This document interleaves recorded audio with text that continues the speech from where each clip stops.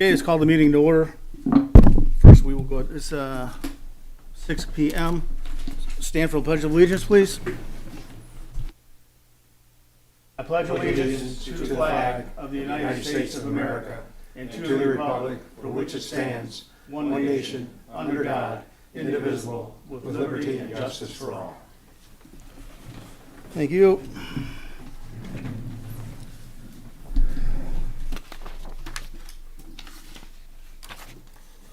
I guess I'm just going to look to the board. Does anybody have any additions or deletions they want to add or subtract or take from the agenda? No? Okay, let's move forward. Can I have a motion to approve the meeting for the regular meeting at minutes of the regular meeting on September 26th? So moved. All in favor? Aye. Aye. Any opposed? Abstain, I wasn't present. Motion carries. We have 4. Okay, it's time to move on to the appeal for Lori and Edward Vogel of 27708 South Point Road, as requested for a public hearing before the Zoning Board of Appeals for a variance to create a new buildable lot that does not meet the minimum lot width requirement located at 27708 South Point on lot number 239, Supervisors Groseal Subdivision number 21, as recorded in the Wayne County Records, Township of Groseal, County of Wayne, also known as 27708 South Point Road. Mr. Borden, if you will.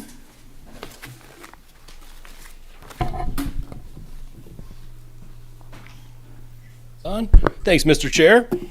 So our first and only case before you this evening, as noted, is for the property at 27708 South Point Road. I can get my cursor working. You can follow my mouse arrow. This is the existing residence. First of all, this is oriented so that north is to the right, just so everybody got their bearings. The existing residence, and then this is the vacant land next to the existing residence right here. You can see it pretty clearly, hopefully. So we are on the west side of South Point, south of Grow Road. These are waterfront lots. They are currently zoned R1E, single-family residential.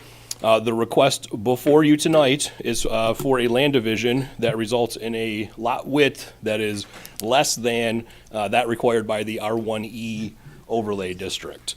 So that's the variance request that's before you this evening. More on that momentarily. Brief point of background. So procedurally under the zoning ordinance, land divisions go through the Planning Commission for review and recommendation, and then onto the Township Board, who has the final review and approval authority. So in this instance, the request for land division did go in front of the Planning Commission earlier this month. Planning Commission did put forth a favorable recommendation to the Township Board. However, that recommendation includes a condition that the variance is granted by the Zoning Board of Appeals. So with the variance, the process will continue and move forward to the board and could theoretically be approved with the variance. Without the variance, the process would, in all likelihood, still go to the board, but in all likelihood, it would be denied. So the difference in terms of the lot width standard and whether that is met under the land division ordinance or not really hinges on tonight's meeting. So not to put too much pressure on you guys, but it's an important consideration. So standard presentation, standard slides for the board. Left side of the screen, the 14 standards that make up the review criteria that you are to apply per the zoning ordinance in making your determination on a dimensional variance. Right side of the screen, some of the specifics related to this request.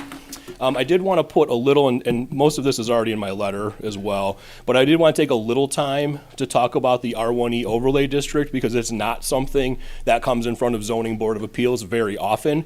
Planning Commission has had to deal with it on occasion via land divisions, via site condominium projects, but I don't think ZBA's had to deal with this in quite some time, and I'm not sure that we've had a case on R1E with, other than John maybe, I'm not sure that we've had one in anyone's tenure up here. So, that being said, our section 3.5 of your zoning ordinance provides all the dimensional requirements for the single-family residential zoning districts. That includes R1A, R1B, R1C, R1D, and R1F. There is also this overlay district called the R1E overlay district, and as noted on the screen, footnote B of section 3.5 identifies this particular district, and it's an overlay of all lands zoned single-family residential throughout the township. So it's kind of a floating zone with an added set of regulations on top of the regulations that apply for R1A, R1B, R1C, etc. The trick with R1E is that it only becomes applicable when a petitioner, property owner, developer seeks to create a new buildable lot. So in this case, it's via land division. They're proposing to create the new buildable lot. Could also be via site condominium, could be via subdivision. No matter the mechanism, where you take a larger piece of land, try to divide it into several pieces of land, the R1E standards will apply. So in terms of R1A comparison, which is the base zoning for the subject site, the lot area is the same, so they're both 30,000 square foot districts. The biggest difference is in the lot width. So R1A on a conventional lot allows an 80-foot minimum lot width. R1E requires a 125-foot minimum lot width. So there's the big distinction in terms of what we're dealing with this evening. So in terms of the specific request, the petitioner, their proposed new buildable lot does exceed the lot area standard of R1A. However, it is deficient in the lot width. So they're proposing to create a 100-foot lot where the ordinance requires a 125-foot lot width. And that's the essence of the variance that's before you this evening. I do have the survey drawing. This was all included in your packet as well, but again, I think this is all helpful information, and I can come back to this slide at any point if you want to review it further. So the existing site, you can follow my cursor again, is all of this. So the property with the address of 27708 is currently almost a 5-acre lot, has 190 feet of frontage / lot width, and contains this existing residence. So you can see the residence hatched in right here. The proposal is to divide this 190-foot lot into parcel A and parcel B. Parcel A would be a 90-foot lot width with just under 2.5 acres, give or take, of lot area, and it would contain or retain the existing residence. The other portion is proposed parcel B. That would have a 100-foot lot width, as noted. This is the vacant lot that would be potentially buildable if granted. And they do also exceed the lot area, as I mentioned. So they're just over 2.5 acres. So lot area is not an issue at all with either of these properties.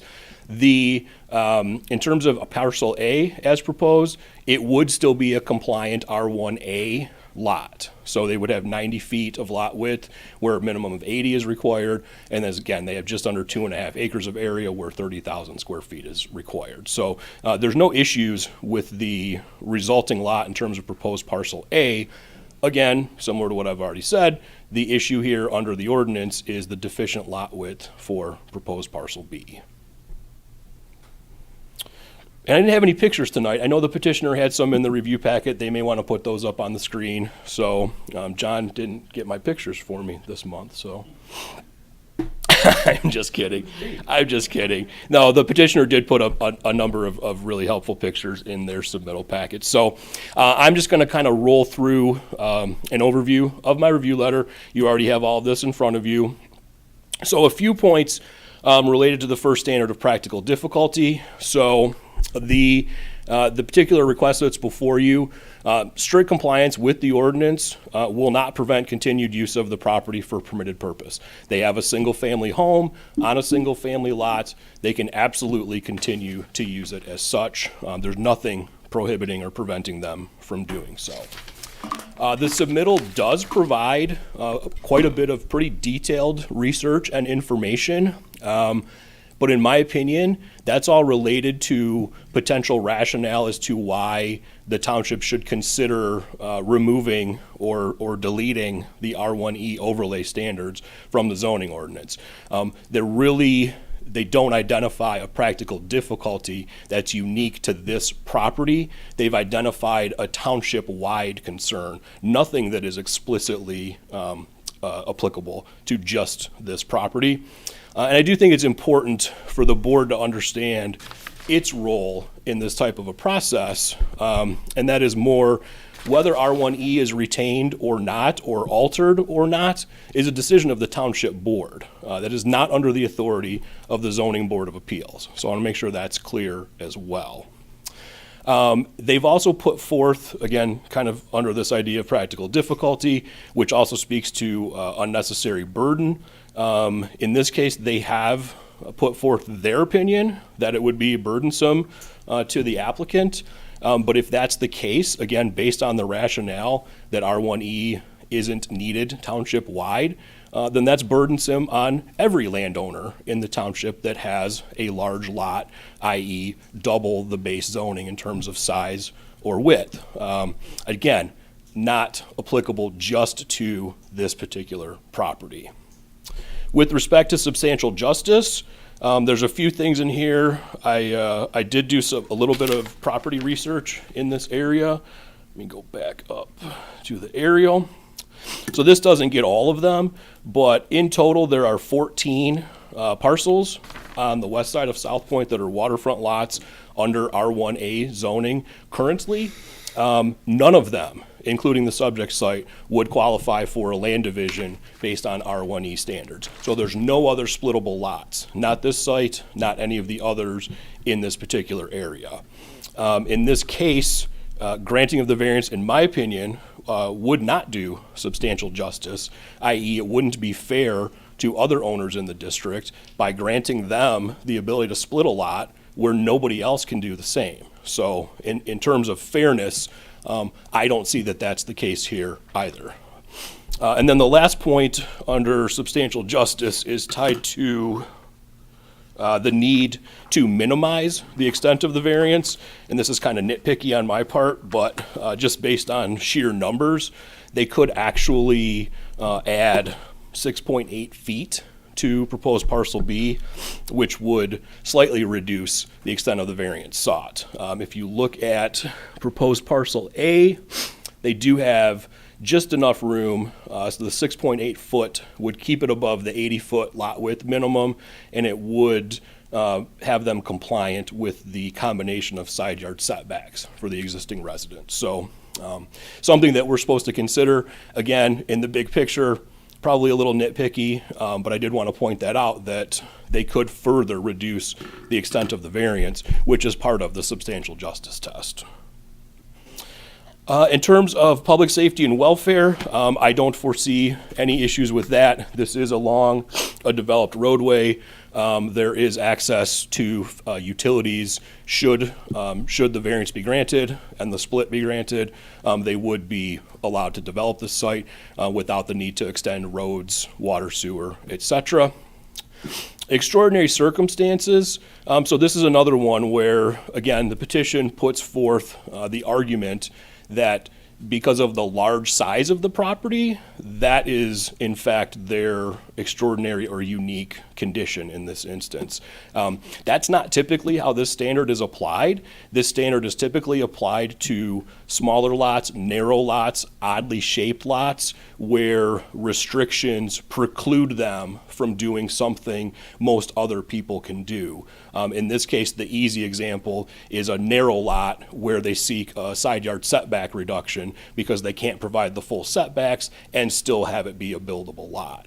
In this case, I don't see the fact that the site is large as being really much of an extraordinary circumstance. The next item is tied to preservation of property rights.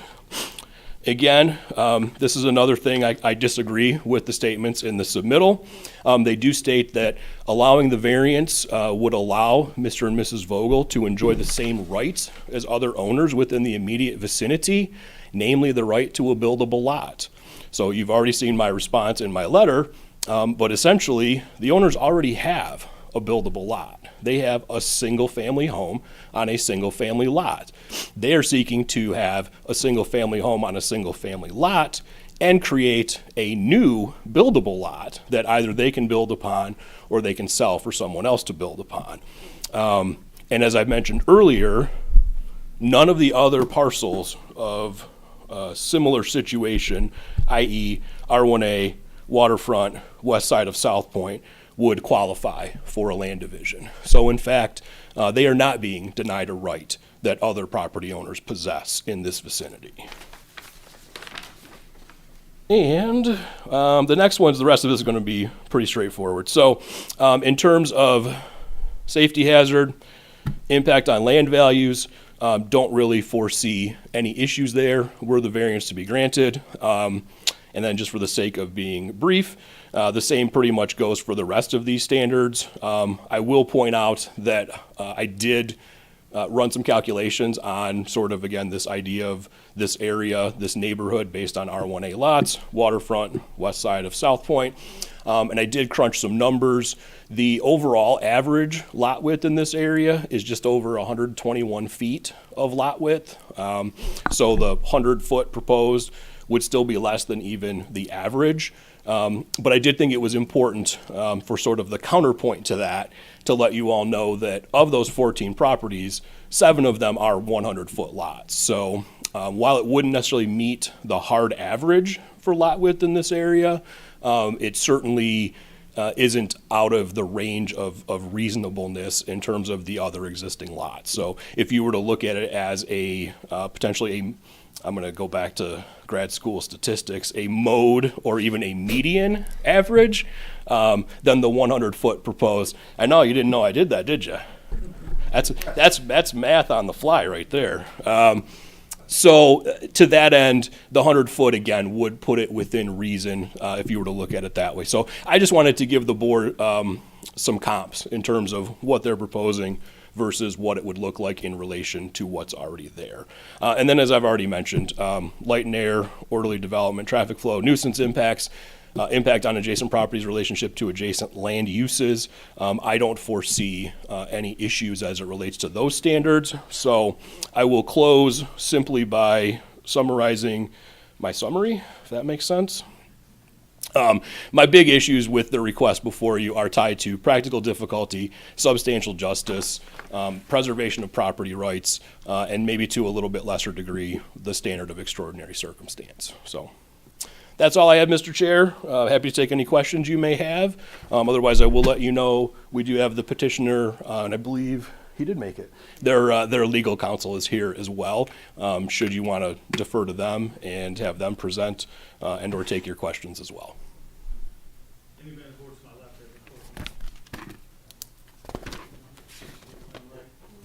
Not at this time. I'm not going I anywhere. have a better understanding, you're not done Yeah. yet. So I have a better understanding, R1E, that applies to any lot on this island. Any lot under single-family zoning. Or certain zoning Correct. that they want to split a lot. Correct. Its applicability is when a developer owner seeks to create a new buildable lot. So it does not apply in an instance where one of the more common types of land divisions we see at Planning Commission is a lot reconfiguration where a common boundary is adjusted. So if we have two lots side by side and one, owner A wants to purchase 20 feet of owner B's property and all we're doing is shifting that common side lot line, R1E does not apply to that type of a request. Only when it's to create a new buildable lot that would stand on its own. And without R1E, we wouldn't be here at this point, is that correct? That's correct.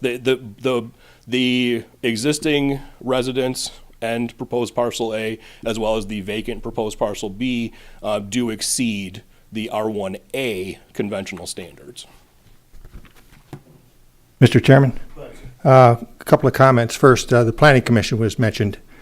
This was up in front of the Planning Commission 3 weeks ago, something like that, and was given conditional approval. But I think it's important to understand what that conditional approval means. There are approximately 10 criteria for the Planning Commission to look at in order to evaluate whether a lot split complies with the ordinance or does not comply. 9 of the 10 were met. Okay, the 10th was not.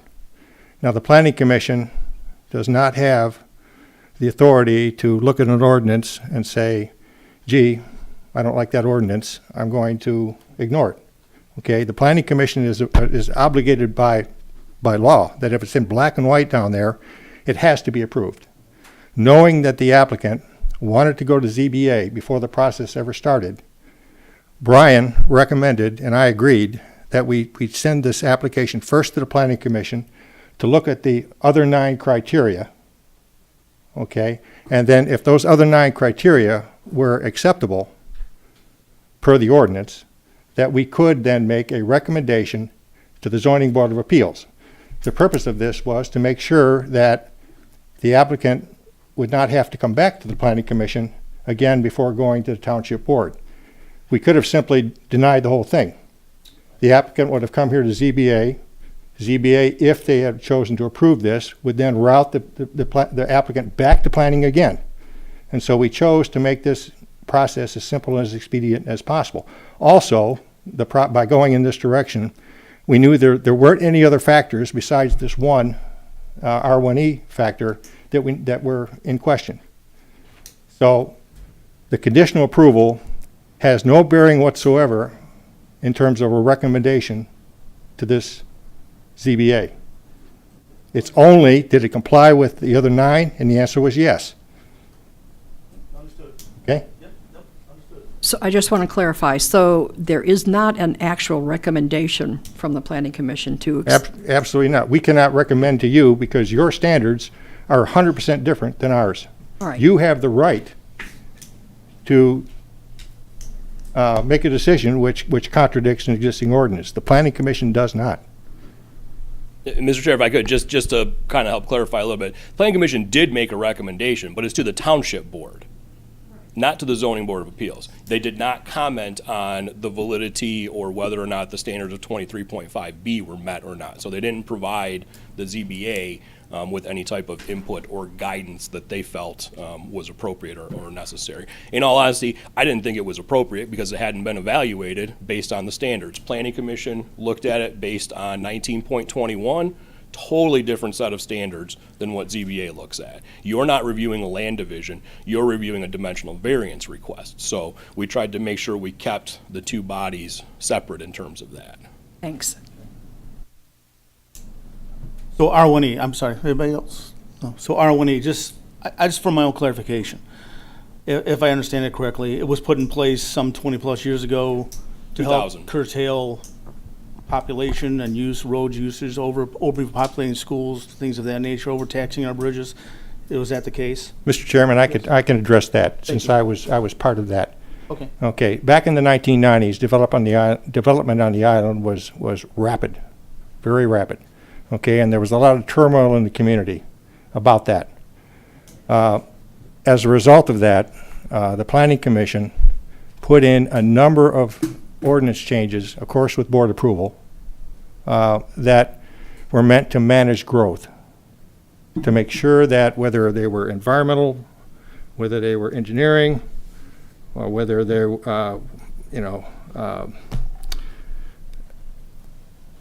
any number of factors that an applicant wanted to come in, we would have to be sure that we were 100% certain, that we had good, clear ordinances, good, clear standards that reflected the values of the community in those ordinances. R1E was one of those, okay? Probably the biggest driver for that was the fact that the Planning Commission did a population survey. We looked and forecast with all the vacant property that was out there on the island. If it were totally filled, what would gross CO be? And it came out to be an extraordinarily high number, like 16,000. I don't remember the exact number now, but it was high. And so, R1E was one of the factors that came in to help to manage this, and it was successful. The population has changed on gross CO by only 300 over the last 20 years. Now, that meant the values of the community as they were defined back in the 90s and codified in the 2000 master plan. We're starting a new master plan now. That new master plan will go back to the community and look at where the community stands with respect to their values. Are they the same? Are they different? Okay? If they're the same, then probably changes will be minimal. If, on the other hand, the community says, look, You know, we're happy with more accelerated growth, not only would R1E come into question, but multiple other ordinances that the Planning Commission has in place would also have to be reevaluated. So this is one of many. I hope that explains where we're at. But this is the way, this has been in place for 25 years. And this is the way, since that time, the island has been developed. And we're a long ways out from having a new master plan set. Yes, easily Over a year. over a year, for sure. All over, okay. And even after you have a master plan, evaluating it for what ordinances need to change, if any, follows. So it's We have the 2 years then before we, it's a long process. very long process. Understood. Understood.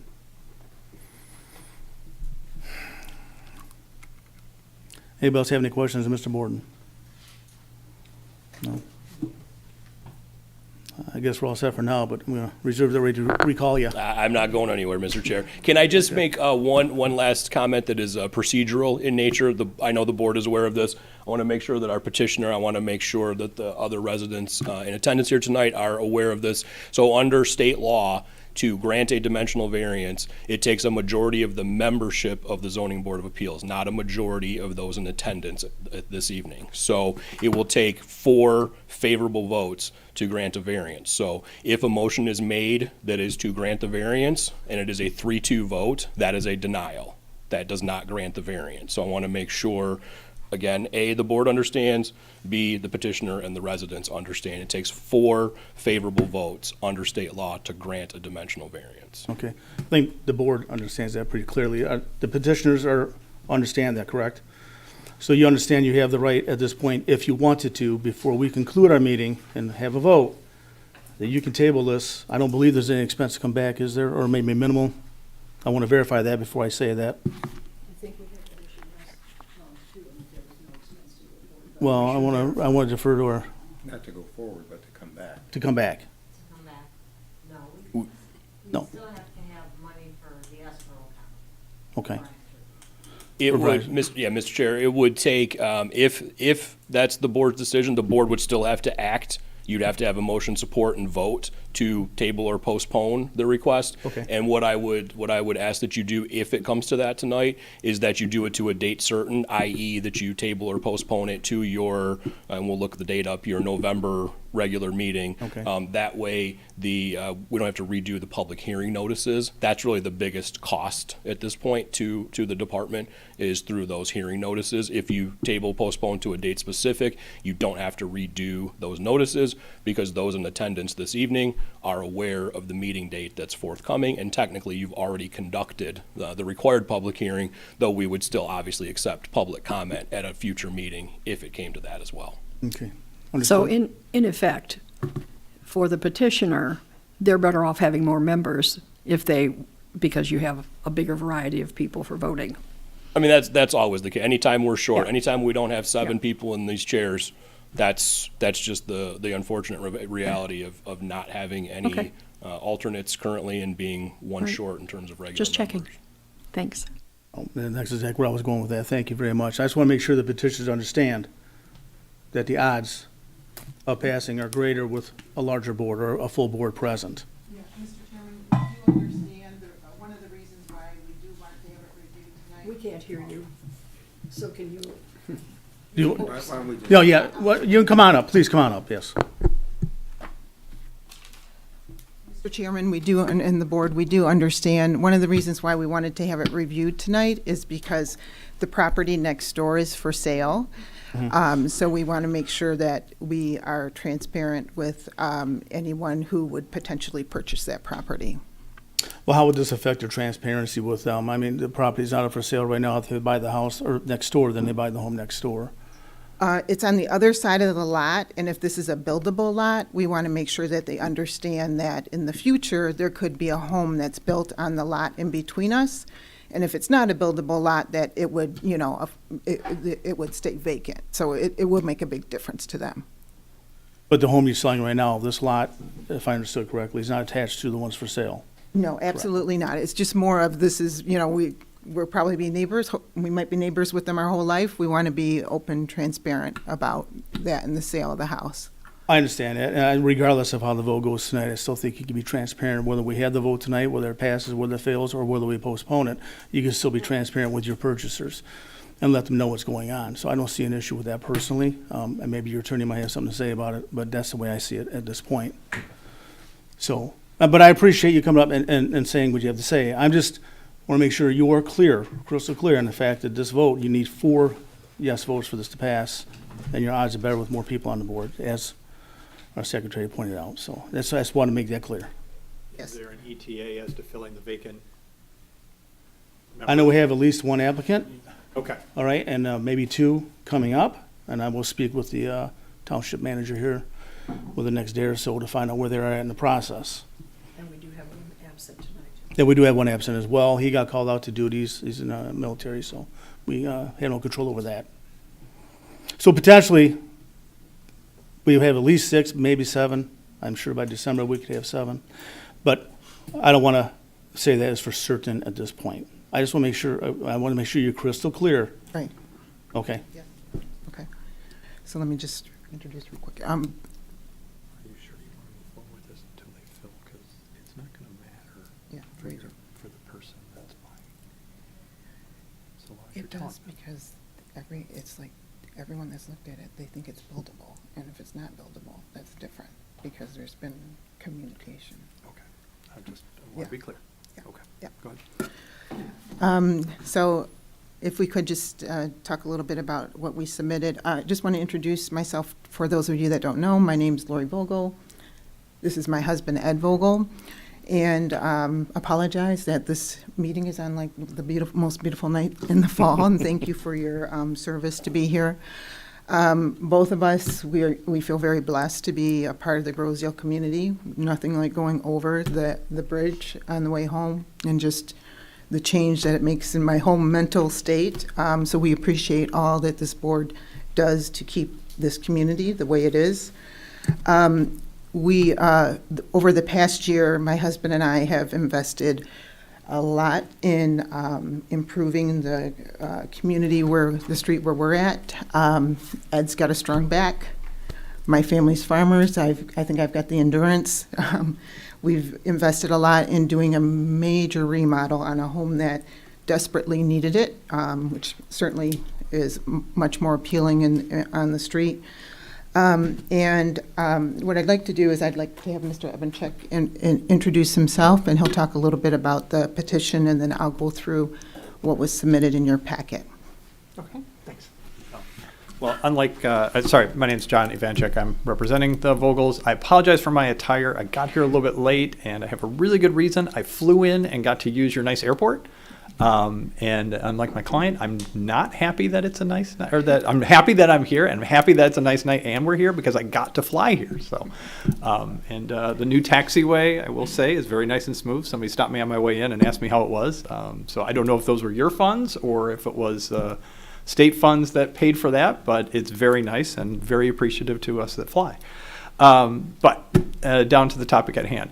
So we can talk about pretty much what was in my the statement that I made to the board, and it was a relatively lengthy letter. But really, this drills down to the R1E district, and your planner has mentioned, and the representative from the planning convention has both mentioned that this was something that was put in place over 20 years ago, and what we're simply asking for here, throwing out the specifics of it, is to ask for a variance for a parcel that your planners identified as the only parcel in the south end here that meets this criteria, where it would still be compliant with R1A, if not for R1E. I'm sorry if I've misphrased it or misstated it, then yes, I apologize. Okay.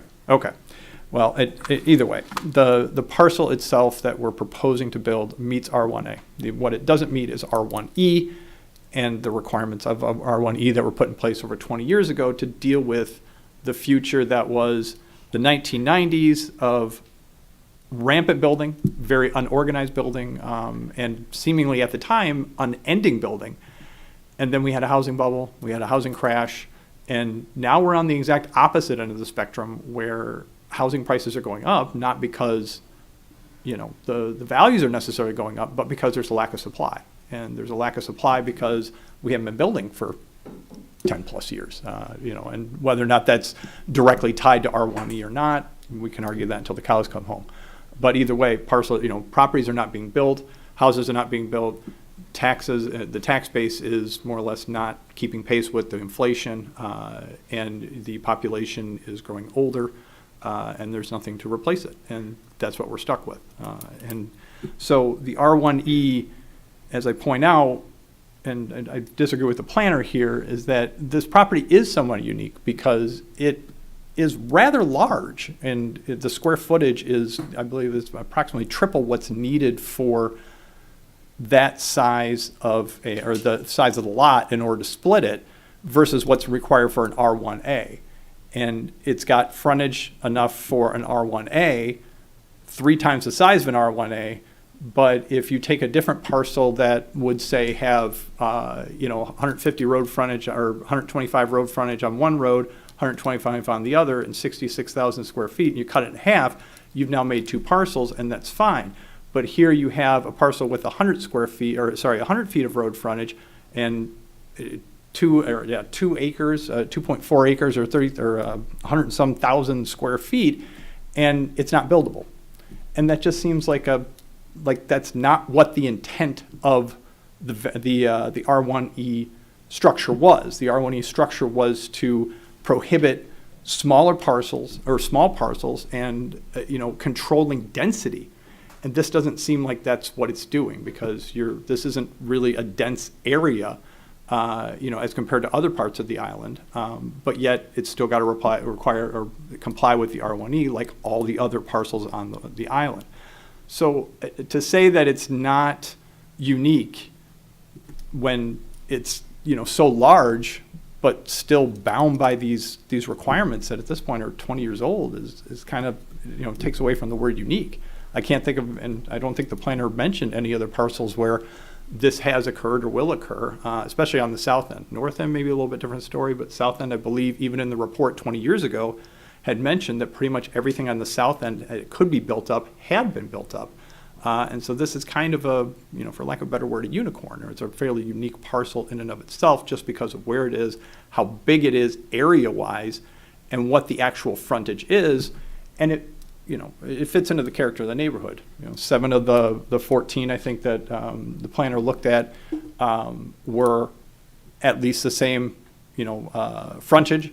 2 were smaller, the rest were larger, and it skewed the, so you had 5 parcel that skewed the average all the way up to, what was it, 114 feet of, 120 feet. So that tells you that there's some really big parcels there, but I don't know that they would necessarily meet the requirements of R1E if you did try to divide them. So, again, this comes down to is seeking a variance from a ordinance that was put in place 20 years ago to deal with an outcome or to control development that was looking at its 10-year predecessor in the 90s where, building was rampant, and then we're continuing to enforce it even though its continued existence and use is kind of questionable at this point. Maybe 2005 or 2004 we might have a different opinion, but we're 2023 at this point.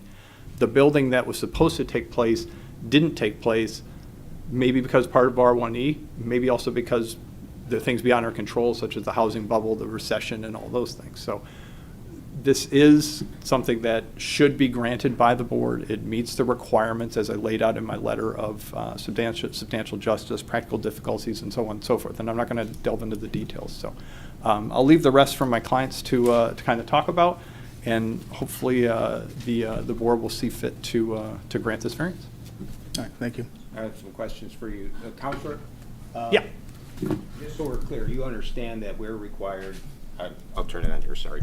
You understand that we're required to follow section 23.5 capital B of the zoning board, not the R1E residential code that's in existence. You understand that, correct? Well, yeah, you guys can get or allow a variance from the R1E is what the zoning board can do. No, I don't appreciate you telling us what I can do. My question to you was this, is you understand that this board is restricted to ruling only on section 23.5, capital B, paren, and the factors in that statute. You understand that? I do, and I believe those are the factors that I laid out in the letter that I Is drafted. there anything that prevents the petitioners from continued use of their land as it was when they've purchased it and as it was for the last 20 years? Well, that's a loaded question because this is not a situation where my clients purchased the land as is. In fact, it's got a little bit of a convoluted history. I don't think the planner went into it, and I certainly didn't go into it, but I certainly will and can. What originally occurred was the parcel that would be south of the proposed parcel. I'm looking on the map here, and I'm not sure that's really identified, but it'd be the southernmost, because we're looking at it sideways. So we'll call it down or south. How's that? Yeah, actually, the compass rose would tell me that it's south. So the parcel to the south of the proposed parcel originally had this lot with it. My clients purchased that lot, or purchased that house, and had been in the process of rehabbing it. And during the process of rehabbing it, they came before the I believe it was planning commission, to seek to do more or less what amounts to a boundary adjustment to take that additional lot that we're trying to now cut off into a buildable lot and add it to the parcel to the north of the proposed buildable lot, which is where the house that they reside in. So it's not a situation where they bought it 20 years ago. I do understand the question. The point you're trying to make, though, is that, well, they've lived with it for 20 years. Then why are we complaining about it now? Well, that's not what I'm asking. Okay, There's correct. nothing that prevents them from continuing to use the parcel as it exists today, as it has existed before today, is there? No. Okay. No, there's not. Any other questions for me? Anybody to my left? My right? No? Okay. No, sir. Thank you. Okay. So, Brian, maybe you can help me here. Thank you.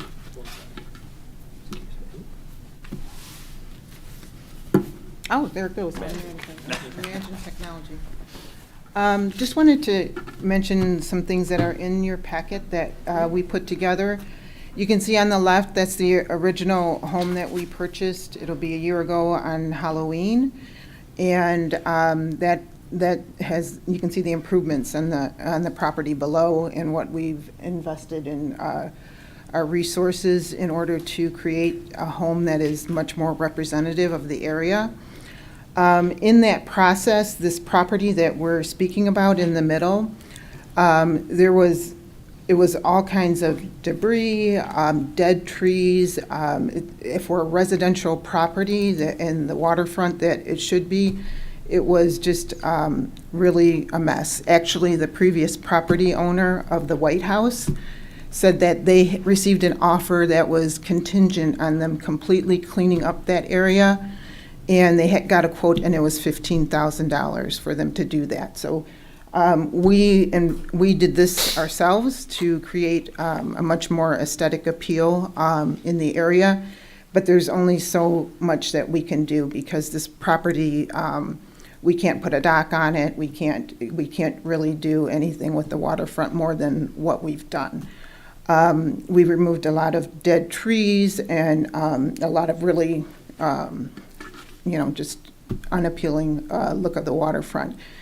And then you can see on the pictures on the right, if you look to the north and you look to the south, the waterfront is very beautiful, but this area is the area that was just in disarray. So I don't know if I need to put those up there, but I also included in the packet some of the comments from the planning commissioners as we went forward to review this, and it was more to share their thoughts on R1E and some of the effects that it's had in the community. Of course, this decision is this zoning board's decision, and it was made very clear. Mr. Schweikert was there, of course, and just wanted to share because I thought their feedback as planning commissioners was meaningful on R1E and what some of the results of it in our community. We also went to our neighbors on both sides to make sure that there was not any issue if this were to become buildable. And we have a signed paper in there from them. And I know that this zoning decision isn't necessarily about taxes, but I also know that we all love our schools, our community, and when you look at the revenue that will be generated from a buildable lot versus a non-buildable lot, this document shows the significant difference in how it would contribute to the Roseville Township and our community. In addition to that, Mr. O'Donnell provided his perspectives on the excess property and his feedback on the request to make it buildable.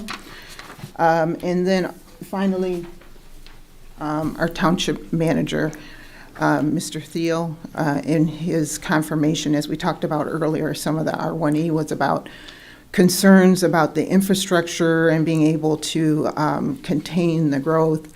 So we have his official statement that making this a buildable lot would not affect the township, in summary. So are there any questions about anything that we included or anything that we can answer? I have a question.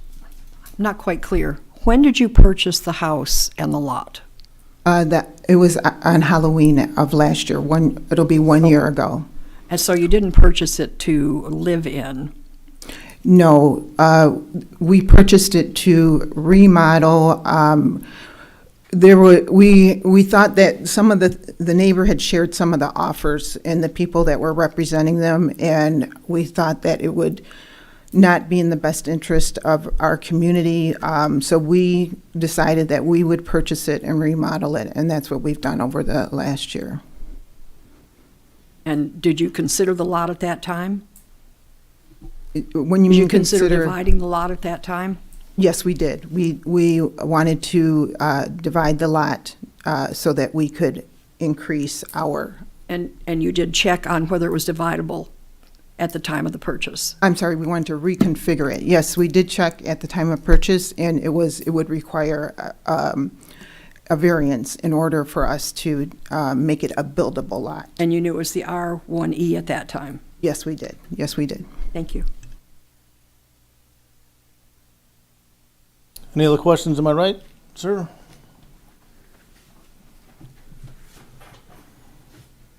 Just one question for my own edification here. There's a tree line along the south side of your property right now that has about Right. 10 deciduous trees and then a row of arborvitae type trees more towards the waterfront side. Are those trees all on your current property, or any of those on the property that's being divided? It's not shown anywhere here on the survey. I know they're pretty close to your, Yeah. they could be on the lot line, they may not be on the lot line. I didn't see any survey markers or anything out there. Where do those trees fall into play here in what you're wanting to divide? So that's a 10-foot easement. So our property is 80 feet plus a 10-foot easement, the original home that before we added this property. So our home, when we purchased it, was on 80 feet plus that 10-foot easement, and that easement is a part of our property, so we're responsible for managing it. So those trees are on your current 80-foot, or well, your current 90 feet of property, or they're certainly involved in your 190 feet of property. Right. But as far as your original, of where the lot line is proposed to be divided now, those trees will stay with your property to the north? That's right. It's a part of our property. Okay, thank you. Yes. I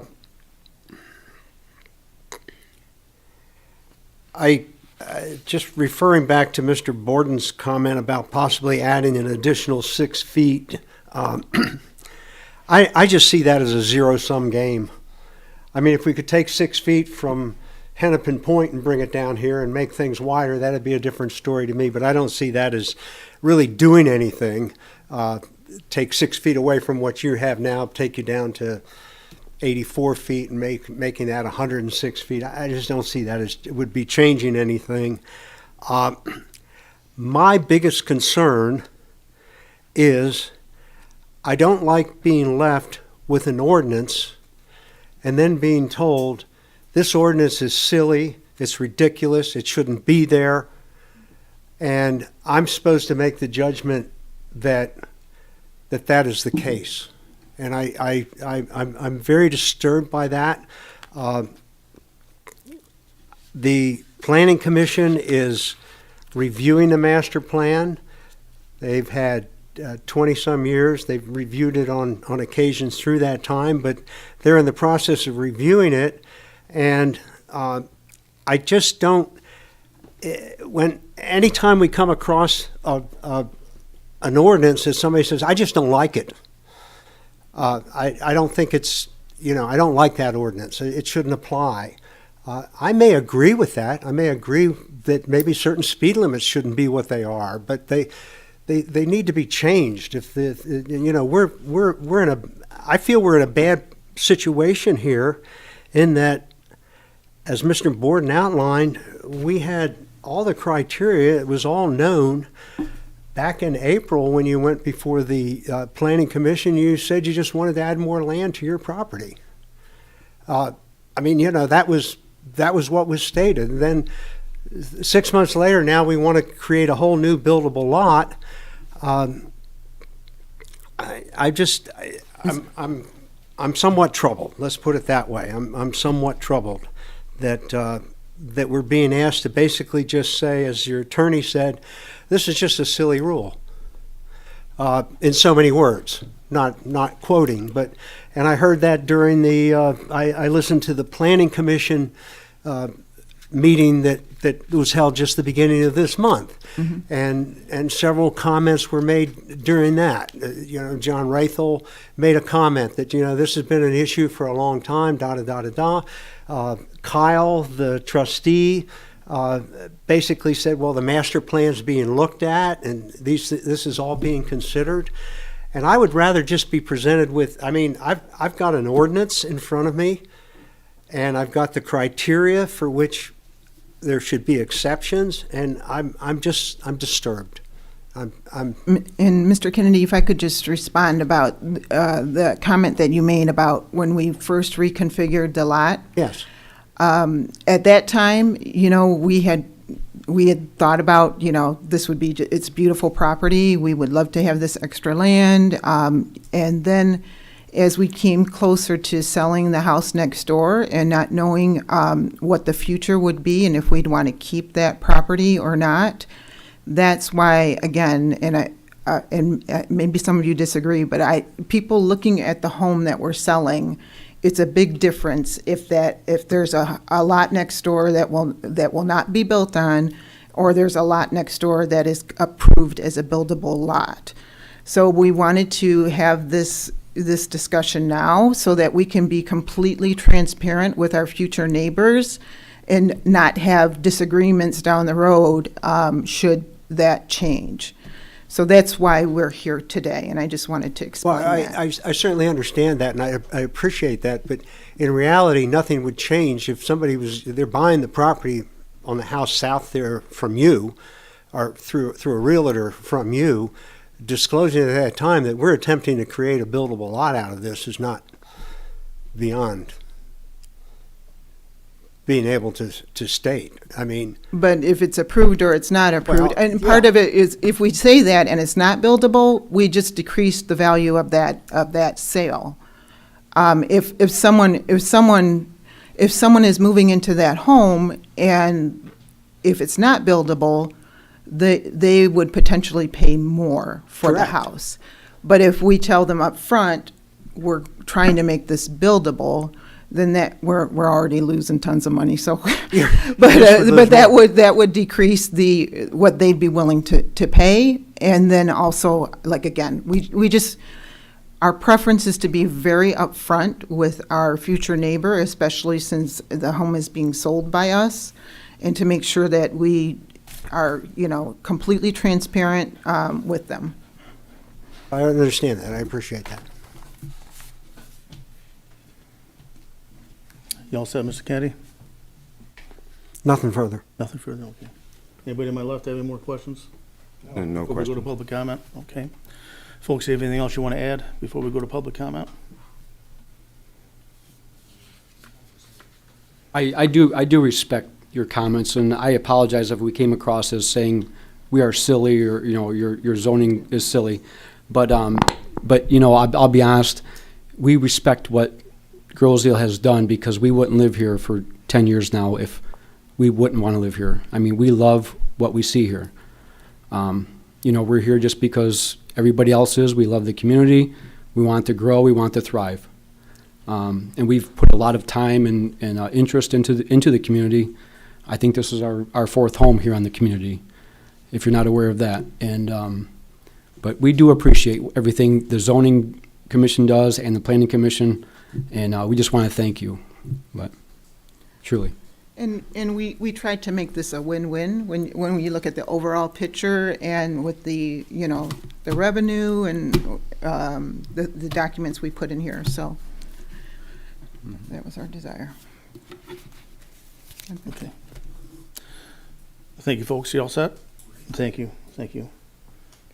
Okay, we're going to move on to public comment. I see we do have a few people in the audience. Would anybody like to stand up and voice their concern or opinion on this? I'm sorry? We have the letter we need to read in. Yeah, I was going to take care of that in public comment. Would anybody in the back, anybody have anything to say at all? Go ahead, ma'am. Hi, good evening. Please come on up to the podium and state your name and address. Hi, good evening. My name's Molly Coulibaly. My address is 27803. So I'm across from I think it was weren't they the Swans that were there, I think? Maybe Swans, yeah. The original family. The house that was remodeled, and it looks great. Good job, yeah. So I think my main concerns are the new buildable lot would be very small, and I think it's unrealistic to take out the deciduous trees there. And I think 15,000 is way too low to clean the waterfront up and put in an appropriate dock that is year-round. So if you know anything about docks, yeah, 15,000 is going to do it. And the other concern is the just you making a choice to buy a property and knowing that there are parts to it is a responsibility that one takes on when buying in this area. So perhaps there was some miscalculation. I'm not sure why you would want to sell off such a really nice piece of land. And so that's my concern, is perhaps there are other interests that are not being expressed. Thank you. Okay, thank you, ma'am. Thank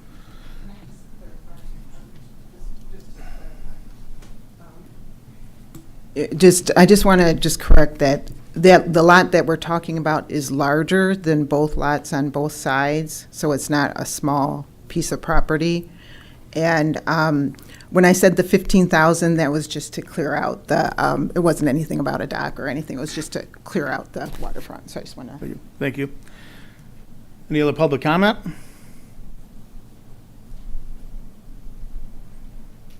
Hi. I'm Angela Secokis. I live at 28347 Chatham. I'm here in particular. I'm interested as a planning commissioner. I sat in the meeting a few weeks ago and listened to the case in the prior, along with Mr. Schweikert.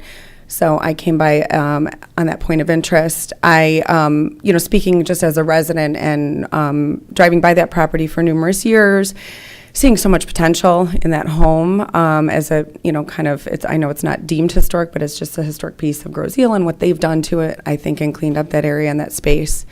I think to the previous resident's points about the dock, I believe what the resident meant was that they cannot add a dock there on that property. So even though, so that's a piece of, a large piece of waterfront property that's, dare I say, being, misappropriately used, because we can't bring in a family, we can't, put a home in there and potentially have, children going to our district, folks to add.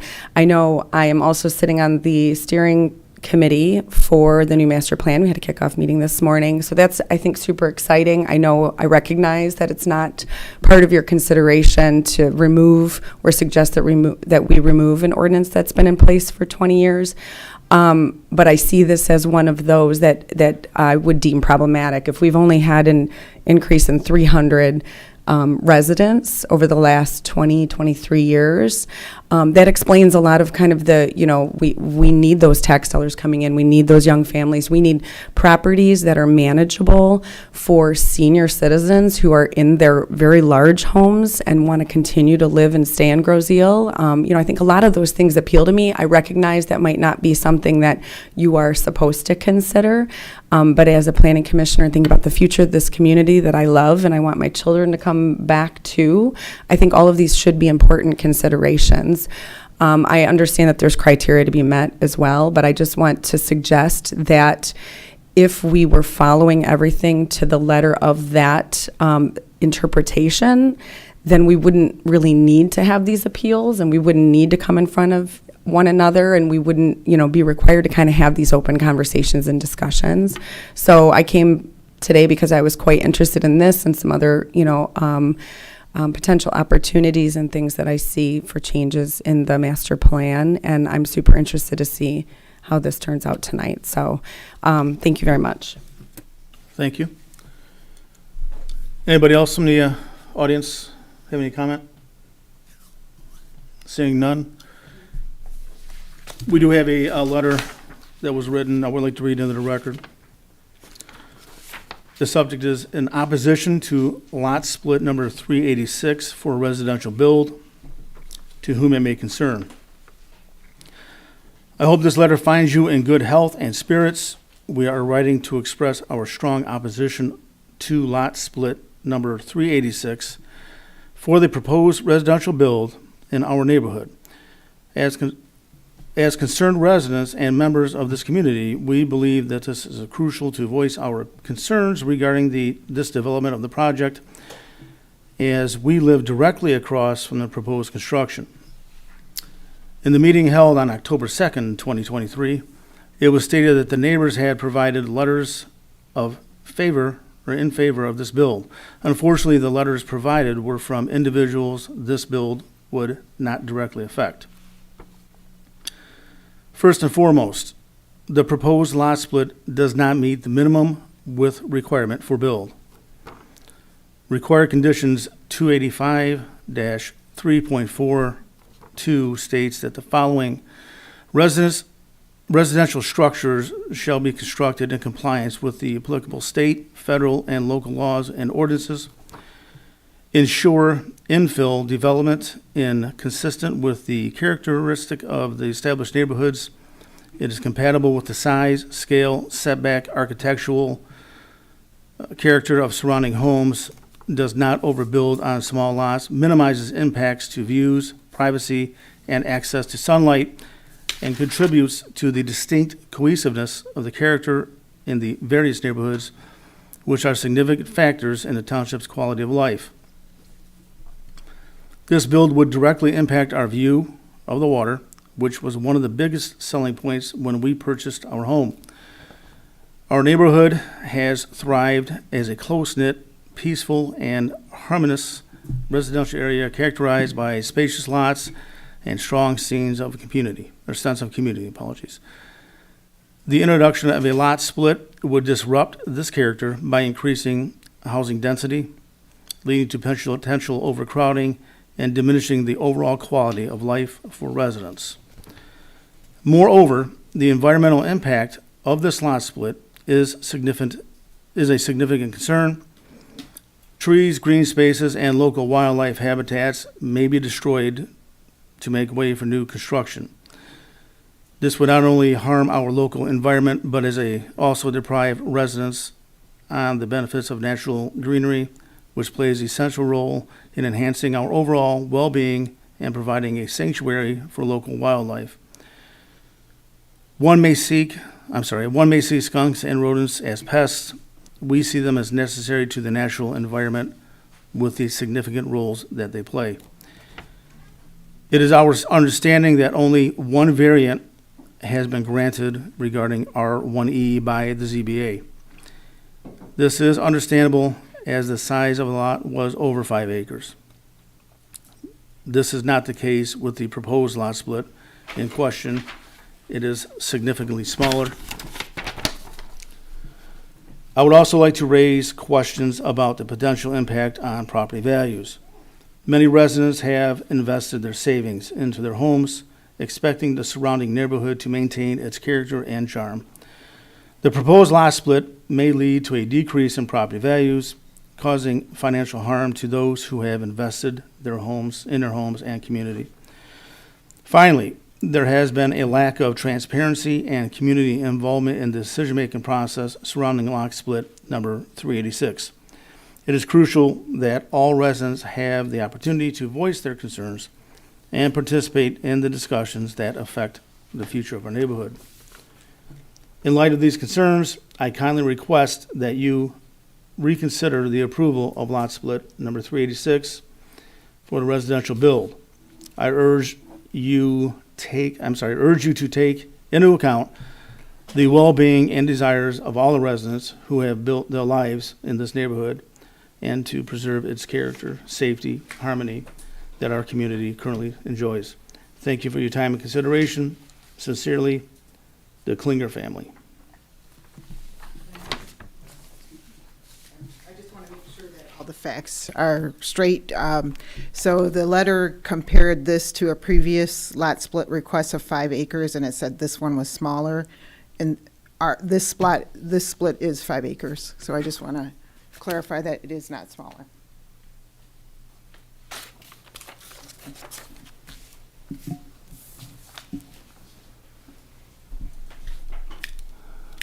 I'm going to start with my left. Mr. Schweiker, do you have any other concerns you want to bring up or comments? Well, I can say I appreciate the fact that the applicants apparently did just a very nice job of fixing up that home. I mean, that speaks very well to your sense of community, and that certainly is appreciated. However, in listening to the arguments, whether R1E is good, fair, or bad for the community at this point is academic. What is academic are the standards that the Zoning Board of Appeals has to judge all appeals against. And I cannot find any rationalization why there are any practical difficulties or, in fact, substantial justice. So I'm not in favor of this application. I have no additional comments other than to echo Mr. Schweikert's comments. Andy? I agree with Mr. Schweikert. Ms. Davis? I'll be honest with you, I'm struggling with this, but I agree with what's been presented with the board at this point and echo the comments of Mr. Schweikert. We do have R1E in place for a reason. If that changes in the future, I'm sure this will have a different outcome for this particular appeal. Actually, it won't be an appeal if it does change in the future, but unfortunately, at this point, we do have that rule in place, and I don't believe that the requirements have been met to override that particular ordinance. May I ask, do we actually have an appeal number for this, or is this just asking for us to rule on the address and lot number? Sorry, but there is. And then 23-009? Thank you, Lori. Thank you. Would anybody like to make a motion? I make a motion that we hereby deny appeal 23-009 because it has not met the requirements and standards set forth in section 23.5B of the Township zoning ordinance, in that there being no showing of any practical difficulty that would prevent the continued use of the property for its continued use, because it's just a mere inconvenience, not being able to sell the lot. I also believe that there has not been substantial justice shown that the appeal should be granted, because everybody in this neighborhood is required to comply with the same requirement, as well as the extraordinary circumstances apply to all persons living in that neighborhood. Therefore, I move that we deny appeal 23.009. Support. Let's go to a roll call vote. Mr. Swiker? Aye. Mr. Wojo? Aye. I am an aye. Ms. Davis? Aye. Mr. Kennedy? Aye. Motion is denied. That will conclude the appeals at this point.